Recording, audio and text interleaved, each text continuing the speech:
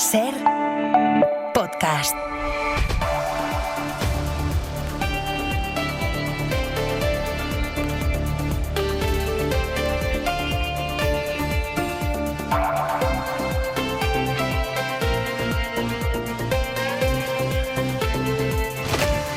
Tarde, noche de radio, de fútbol y de información. Hora 25 se escucha hoy en Ser Más, en nuestra web y en la aplicación móvil de la Ser, que por cierto, la habrán notado, lo estamos cambiando, la aplicación está quedando fetén, preciosa.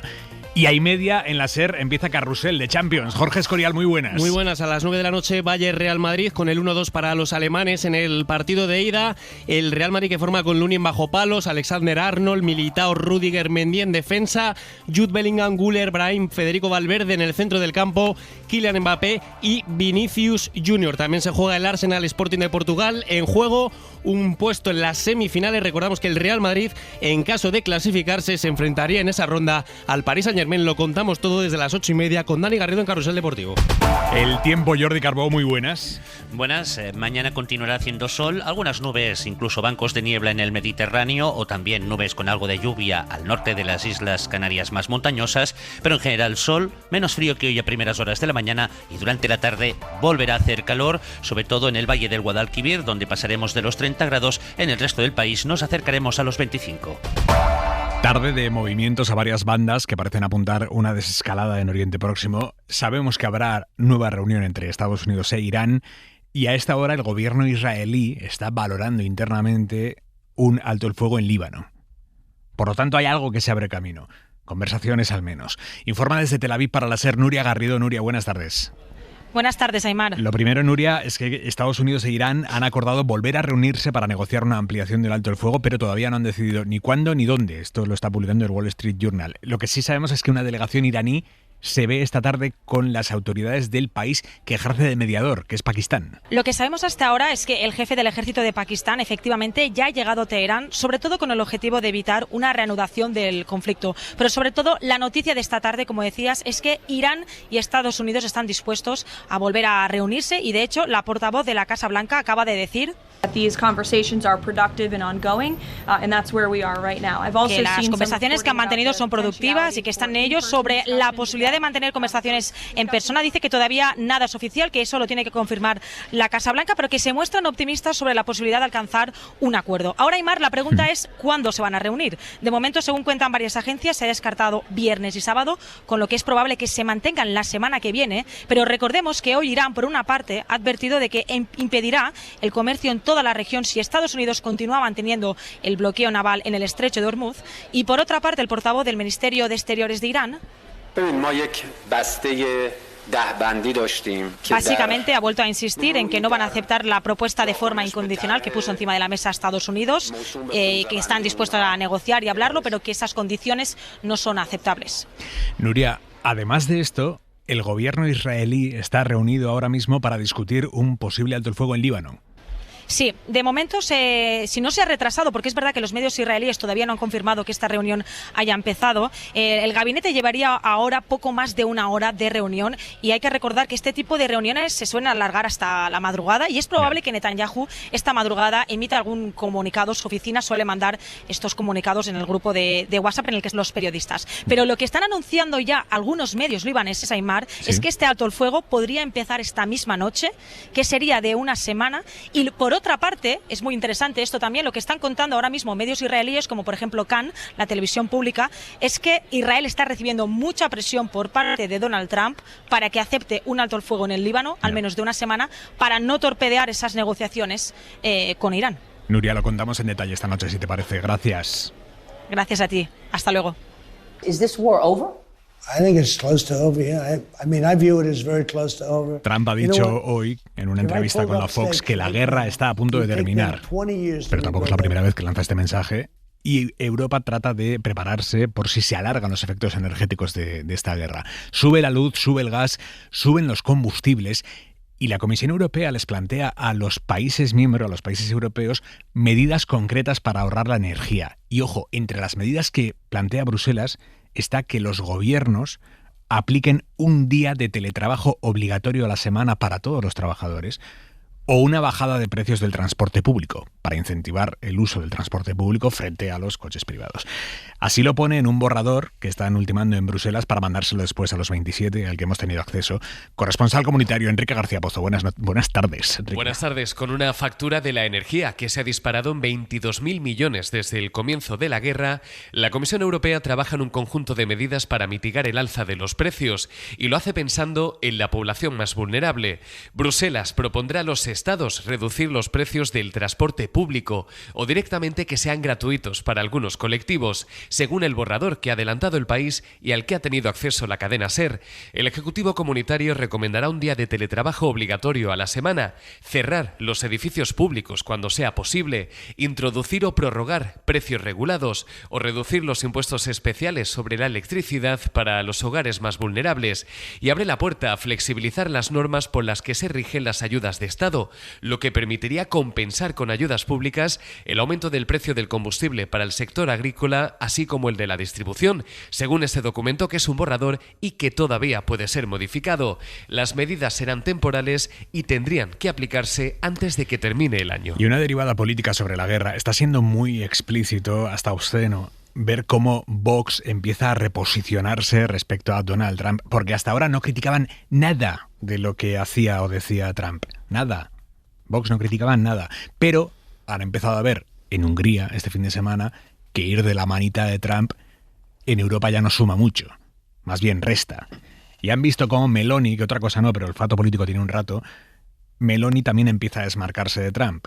Y ellos en Vox pues empiezan a resituarse poco a poco, tampoco. Pero hoy, por primera vez, hemos escuchado a Vox decir que los movimientos de Trump son poco comprensibles. Lo ha dicho Pepa Millán, que es la portavoz de Vox en el Congreso. Que Giorgia Meloni es una de las políticas más valientes que hay, yo diría que en todo el mundo. Es nuestra aliada y amiga, es una de las políticas más valientes. ¿Entienden, por tanto, los movimientos de Donald Trump? Son poco comprensibles. Movimientos poco comprensibles. Esto es lo que dice Vox sobre Trump. Para lo que se acaban los calificativos es para la escena violenta que protagonizó ayer uno de los diputados de Vox cuando subió al estrado de la presidencia del Congreso y se encaró con el vicepresidente de la Cámara, el socialista Gómez de Celis, que en ese momento presidía el Pleno. Tú no puedes consentir, no, tú no lo puedes consentir. Le empezó a gritar a la cara a unos centímetros en una situación muy incómoda, sin precedentes. Pero en Vox hoy no se han desmarcado, el señor este tampoco ha pedido perdón, y lo que es más grave, el PP hoy ha evitado criticar este episodio. Feijóo no quiere cabrear a Vox, no quiere cabrear a sus socios potenciales, y hoy ha evitado decir Feijóo, si le parece bien o le parece mal, que un diputado se encare con quien preside el poder legislativo. Señor Feijóo, ¿qué le parece lo sucedido ayer con el diputado de Vox en la tribuna del Congreso? Kenan. Muchas gracias. Yo no voy a trabajar solamente de esta sesión de control. Yo destacaría una cosa. El gobierno sigue negándose a dar la cifra de inmigrantes irregulares. Feijóo a lo suyo, pero no tiene nada que decir sobre los ramalazos violentos que vimos ayer en este diputado de Vox, antidemocráticos, no solo violentos. Y de hecho el PP hoy se ha negado a firmar una declaración institucional de todos los grupos del Congreso condenando la gravedad de este episodio. El PP se ha negado a firmarla. Vox, de hecho, claro, Vox que va a firmar, pero el PP se ha negado a firmar esa declaración. Y UPN, que vota siempre lo del PP, pues también se ha negado. José Coello, buenas tardes. ¿Qué tal, Aimar? Buenas tardes. Sí, lo acabamos de escuchar de perfil. Se ha colocado el PP, que públicamente no ha querido arremeter contra Vox en plenas negociaciones, aunque su portavoz en el Senado, Alicia García, sí que hablaba de bochorno, aunque sin olvidarse del gobierno. En democracia, lo básico es el respeto y es el decoro en el Parlamento. Pero claro, cuando tenemos no voy a justificar la actitud, me parece totalmente bochornosa. Y lo que sí que quiero decir es que también tenemos un gobierno que respeta poco el Parlamento. Y si los diputados populares pasaban de largo por los pasillos de la Cámara, en tromba se lió el gobierno a defender a De Celis. Piden en el PSOE y en el Ejecutivo una sanción ejemplar contra el diputado José María Sánchez, con Félix Bolaños tirando de ironía en su cara a cara con la portavoz de Vox. No le he escuchado a usted condenar el episodio violento que protagonizó ayer el diputado de Vox, José María Sánchez. No se lo he escuchado condenar. Ni lo va a escuchar, le respondía desde su escaño la portavoz de Vox. Un Vox que sigue culpando a De Celis de lo sucedido a la espera de saber qué hará la mesa del Congreso con este diputado. Lo hacía la propia Pepa Millán ya en los pasillos. Los que se equivocan son la presidencia de la Cámara no ejerciendo su función de control y de orden en la Cámara. Eso es lo que tiene que hacer el Pleno. ¿Qué es esa manera de actuar, diputado? Todo ello, Aimar, en un día en el que tú lo decías, no se ha podido leer en el Pleno una declaración institucional condenando lo sucedido porque no ha habido la unanimidad necesaria, ya que PP, Vox y UPN no lo han firmado. Porque el PP no quiere enfadar a Vox ahora que están negociando los gobiernos autonómicos de Extremadura, de Aragón y de Castilla y León. ¿Qué pasa? Que este partido al que el PP va a meter en esos gobiernos autonómicos, por lo menos Extremadura, Aragón, Castilla y León, veremos qué más. Esta gente es la que hoy, por ejemplo, un diputado de Vox en Murcia, Antonio Martínez Nieto, ha llamado a combatir el aborto y la eutanasia si es necesario con violencia. Era un debate sobre los cuidados paliativos y el diputado de Vox ha salido con esto. Decía el descubridor del síndrome de Down que una verdadera civilización no se juzga por su poder o su tecnología, sino por su trato hacia los débiles que no pueden defenderse. Y tenemos el deber de combatir, incluso con violencia, la aberración moral del aborto y la eutanasia. ¿Qué es exactamente lo que quieren combatir con violencia? O sea, ¿van a ser violentos contra las mujeres que van a interrumpir voluntariamente un embarazo? ¿Van a ser violentos contra quien quiera solicitar la muerte? ¿Contra los médicos que van a ejercer el derecho a esa muerte digna? ¿Qué es exactamente lo que Vox quiere combatir con violencia? Mañana se pone en marcha la regularización extraordinaria de migrantes. Mañana es online y a partir del lunes es presencial. Empiezan a formarse colas para conseguir los documentos que hay que presentar para esa regularización. Por ejemplo, el certificado de que el solicitante no tiene antecedentes penales. Hoy hemos visto colas largas en distintos puntos de España, por ejemplo en el Consulado de Marruecos en Bilbao. Daniel Rivera. Cientos de personas han esperado durante la mañana frente al Consulado de Marruecos en Bilbao. Es el caso de Khalid, que ha llegado desde Azkoitia, Guipúzcoa, acompañado de Mila, miembro de Cáritas. Con esto de la regularización queremos creer que en poco tiempo podrá ser una persona legal y podrá, bueno, pues aspirar como todos a, pues eso, a una vida un poco más tranquila, poder traer a su familia aquí, a Guipúzcoa. En Euskadi, unos 26.000 extranjeros residentes como Amin podrían beneficiarse de esta medida. Primero tienes que coger una cita aquí en el consulado, lo pides y tarda más o menos 20 días. Lo que están en esta cola que para la residencia, que sale mañana o después de mañana. Un proceso que no es igual para todos. Es el caso de los ciudadanos hondureños que deben hacer los trámites desde su país, mientras el gobierno vasco prepara una guía informativa a la espera de las instrucciones del Ministerio de Migraciones. Y hoy el PP, en su línea de criticar esta regularización, hoy Feijóo ha agitado la idea de que el gobierno va a permitir que obtengan papeles hombres que hayan abusado de mujeres. Esto lo ha dicho Feijóo. Un migrante que ha delinquido, que ha abusado de una mujer o ha robado a un ciudadano o ha incumplido varias veces la legislación española, que tenga antecedentes policiales y que el gobierno regularice a este ciudadano, no tiene ningún antecedente en ningún país de la Unión Europea. Esto hay que explicarlo bien porque una cosa son los antecedentes penales y otra cosa son los antecedentes judiciales y los policiales, perdón. Con antecedentes penales no se va a regularizar a nadie, porque lo ponen en la ley, no se va a regularizar a nadie con antecedentes penales. Pero Feijóo hace ese malabarismo argumental y habla de antecedentes policiales, que son otra cosa. Los antecedentes policiales se generan a cualquier persona que haya sido detenida o investigada por lo que sea, independientemente de si después se demuestra que no ha sido culpable, se le absuelve o lo que sea. La ley dice que solo se va a regularizar a los solicitantes que no representen una amenaza para la seguridad pública. Esto lo pone literal en el texto. ¿Cómo se va a determinar si los solicitantes suponen una amenaza para la seguridad pública? Pues porque habrá una valoración policial de cada expediente, que se hará en el plazo de 15 días, una vez se presente la solicitud. Y parece muy improbable que en el caso de un hombre con antecedentes policiales por haber abusado de una mujer, que es el caso que ha puesto Feijóo, la policía vaya a decir, sí, avanti con esta regularización. Parece improbable. Feijóo dice hoy que se regularizará a quien haya abusado de una mujer. El gobierno contesta así. Que deje de embarrar, que deje de intentar boicotear un proceso que comienza, porque no está boicoteando al gobierno el Partido Popular, está boicoteando a miles de ciudadanos que esperaban esta norma con esperanza. Hoy no hay más gente en el metro y en los servicios públicos, hoy hay más gente con derechos y sin miedos. Es la ministra Elma Said. De todas maneras, esta tendencia de vincular inmigración y delincuencia, esto no es cosa de hoy en el PP. Alfonso Serrano, que es el número 2 del PP de Madrid, el número 2 de Ayuso, ha declarado esta tarde como testigo en la causa abierta contra la alcaldesa de Alcalá de Henares, que es, digamos, la delfín de Ayuso, por haber filtrado un documento policial para vincular falsamente a un inmigrante con delitos sexuales. Alfonso Serrano, número 2 del PP de Ayuso, publicó ese documento en sus redes sociales y acaba de comparecer allá ante el Tribunal. Madrid, Alfonso Gea, buenas tardes.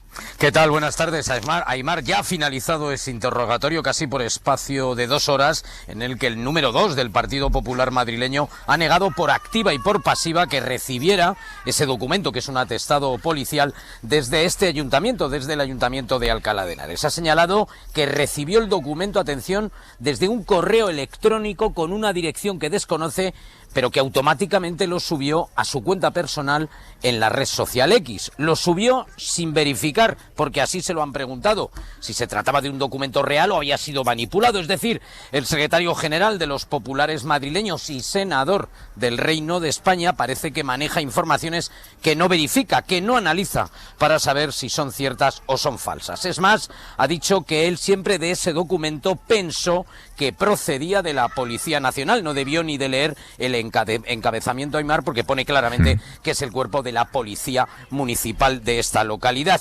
Y como era de esperar, todos lo estábamos esperando, principalmente los abogados de las acusaciones, el gobierno de Sánchez ha tenido que salir también en sede judicial. En este caso, es el Ministerio del Interior, tenía que salir. ¿Y cómo tenía que salir? Pues citando a la Policía Nacional. Ojea, gracias. A vosotros, hasta luego. Esta tarde ha declarado Isabel Pardo de Vera, que era la presidenta de Adif cuando se firmó la compra de mascarillas a la empresa pública de La Trama. Esto ha compartido en el Supremo, en el juicio del caso Mascarillas. Isabel Pardo de Vera, además, está imputada en la Audiencia Nacional por cooperar para el enchufe en empresas públicas de la novia de Ábalos, Jessica Rodríguez. Sobre esto le han preguntado y Pardo de Vera dice que Koldo le mandó su currículum, el de Jessica Rodríguez, y que ella se lo reenvió a la presidenta de INECO, una de esas empresas públicas que le terminó pagando por no ir a trabajar, pero que reenvió ese currículum sin presiones, sin presionar para que contrataran a esta chica. También se ha desvinculado de la decisión de comprar el material sanitario a la empresa de Aldama, que realmente es lo que se está juzgando aquí. Isabel Vega, buenas tardes. ¿Qué tal? Buenas tardes. Y Pardo de Vera se desvincula de la compra de mascarillas a la empresa de La Trama porque Koldo le pasó el contacto, sí, pero como una referencia más, no como una orden. Instrucción, ninguna. Yo, desde luego, nunca recibí una instrucción.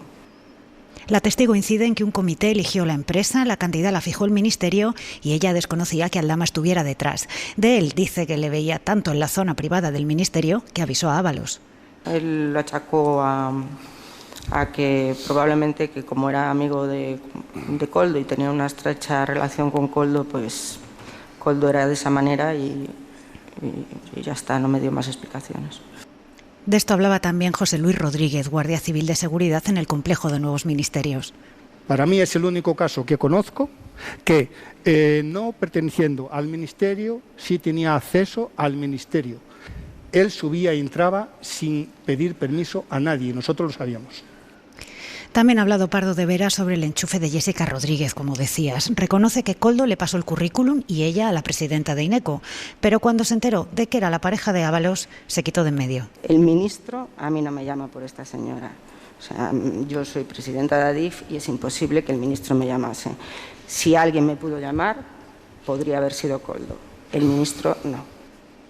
El ministro no la llamó a ella, pero ella sí llamó a Ábalos cuando se enteró efectivamente de que eran pareja. Le dijo que no podían renovar a Jessica y, según cuenta, ni él puso objeción ni ella supo que luego la mujer acabaría en otra empresa pública, en Traxa. Y en el juicio de la Kitchen hoy hemos visto como los máximos responsables de la policía en aquel momento no tenían ni idea, dicen que no tenían ni idea de que se estuviera organizando esta operación policial para quitarle pruebas a Bárcenas. Lo ha dicho, por ejemplo, Ignacio Cosidó, director de la policía en aquel momento, es un señor del PP de toda la vida. Cosidó se ha desvinculado de esa operación de todas las formas que ha podido. Dice que él con Villarejo no tenía ninguna relación y demás, hasta el punto de que ha dicho esto sobre un encuentro que tuvo con el comisario Villarejo, con el que dice que no tenía relación. ¿No es más cierto que usted despachó a solas con el señor Villarejo en su despacho? Insisto, como director de la policía. Perdón. Insisto que fue un encuentro fortuito y puramente protocolario en mi despacho al muy poco tiempo de haber llegado yo a la Dirección General de la Policía. Y no hubo más despachos ni encuentros. ¿Un encuentro fortuito dentro de su despacho a solas? Bueno, creo que dejamos la puerta abierta y fue realmente breve. El típico encuentro fortuito en tu despacho. Miguel Ángel Campos, buenas tardes. Encuentro fortuito, pero no fue en un pasillo o en la calle. Buenas tardes. En el despacho de Cosidó y los dos solos. El exdirector de la policía ha dicho que prácticamente no conocía al comisario clave de la Kitchen Villarejo, que no era de su confianza, pero le mantuvo en el puesto sus 4 años de mandato y firmó la Cruz Roja pensionada con la que fue obsequiado Villarejo. Por no saber, Cosidó ni siquiera recuerda haber oído hablar de la Kitchen. Pues no recuerdo perfectamente la investigación Gürtel, pero como cocinero o kitchen no tengo constancia de haberlo oído. Pero tanto Villarejo como el exdao Eugenio Pino le implican. Anticorrupción quiso imputarle, pero el juez García Castellón y la sala después lo impidieron. Para no perderte ningún episodio, síguenos en la aplicación o la web de la SER, Podium Podcast o tu plataforma de audio favorita.